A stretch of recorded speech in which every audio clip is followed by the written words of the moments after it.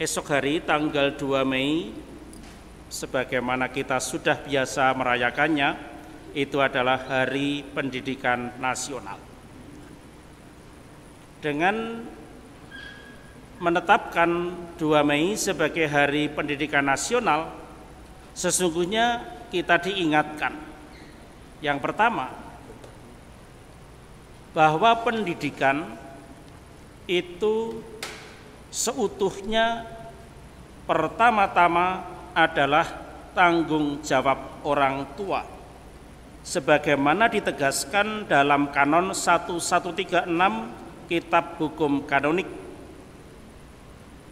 Orang tua mempunyai kewajiban sangat berat dan hak primer untuk sekuat tenaga mengusahakan pendidikan anak, baik fisik, sosial, dan kultural maupun moral dan religius. Ini artinya bahwa perkara pendidikan memang bukan hanya urusan pengetahuan, tetapi lebih menyeluruh dan lebih utuh, yaitu pembentukan pribadi atau pembentukan watak. Poin kedua, kita juga diingatkan akan sejarah hadirnya gereja di Indonesia,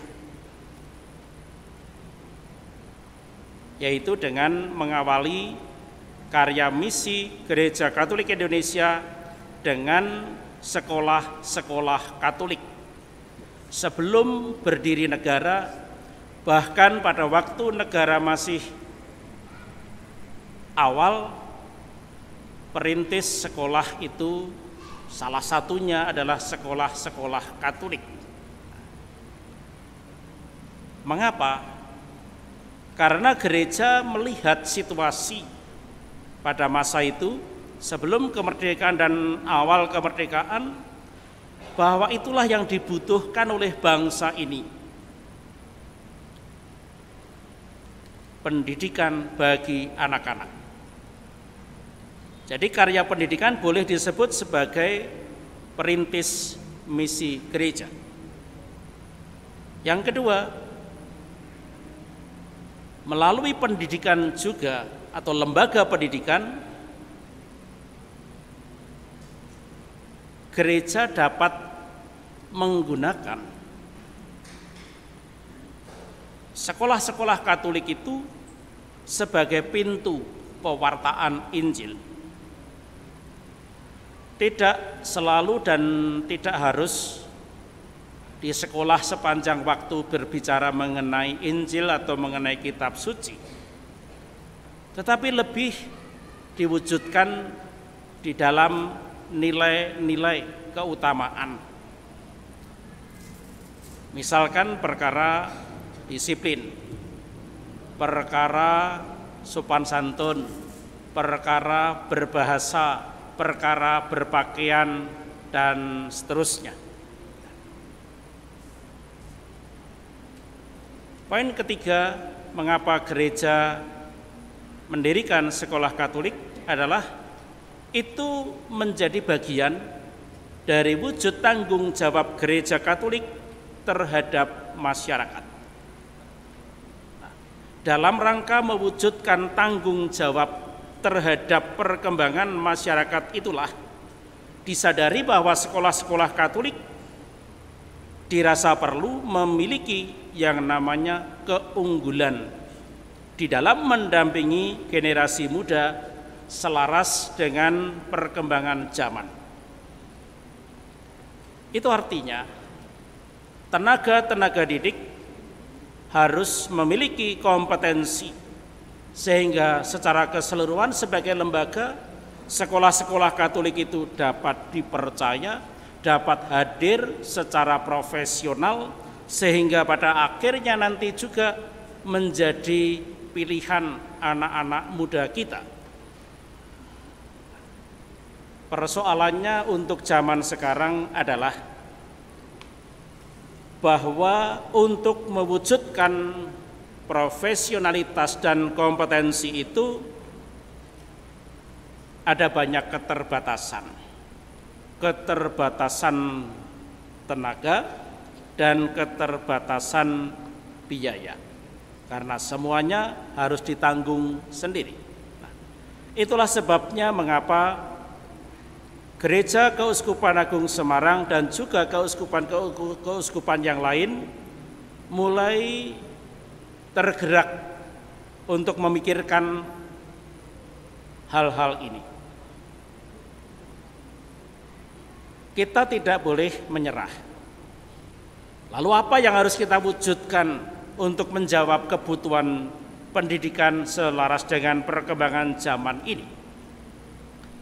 Keuskupan Agung Semarang memberikan jawaban dengan bentuk apa yang disebut dengan Peduli Pendidikan Keuskupan Agung Semarang.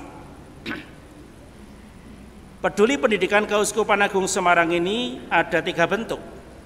Yang pertama, kolekte khusus untuk pendidikan yang diadakan pada minggu ketiga bulan Maret, itu sudah lewat, dan nanti dalam bulan ini, bulan Mei, itu minggu ketiga kolekte kedua. Kolekte ini dikumpulkan ke keuskupan dan akan didistribusikan melalui kefikipan berdasarkan program-program pelayanan. Bentuk kedua adalah gerakan Rp2.000. Gerakan Rp2.000 ini dikumpulkan tentu saja melalui lingkungan. Diadakan setiap bulan. Lalu siapa yang mengumpulkan? Bukan kakak tetapi setiap orang Katolik. Dana ini juga dikumpulkan dan dikelola oleh kefikipan. Bentuk ketiga adalah sumbangan bebas pendidikan. Ini menjadi komitmen pribadi-pribadi atau keluarga-keluarga, dan dana sumbangan bebas untuk pendidikan ini dapat dikirimkan baik ke keuskupan, kefikipan ataupun ke paroki dengan intensi dan maksud pemberian untuk pendidikan. Ini 3 bentuk yang sekarang sedang dalam proses berjalan. Artinya tidak tertutup kemungkinan untuk nanti ditambah lagi bentuk yang berikutnya. Beberapa lembaga Katolik, lembaga pendidikan Katolik juga sudah membuka pintu beasiswa. Nah, maka juga paroki-paroki juga sepertinya dijatah. Seperti paroki kita, paroki Girisonta itu juga mendapatkan jatah dari beberapa lembaga Katolik untuk menyekolahkan anak-anak kita ke sana dengan beasiswa tertentu sesuai dengan fakultas atau kebijaksanaan persekolahan itu sendiri. Itu saya kira beberapa hal yang dapat disampaikan terkait dengan Hari Pendidikan Nasional ini. Mari kita dukung segala program baik keuskupan untuk memberikan perhatian lebih kepada anak-anak muda yang sedang dalam proses pendidikan, mempersiapkan masa depan mereka. Semoga segala usaha yang kita tempuh hingga saat ini dapat berguna untuk kemajuan gereja dan bangsa kita.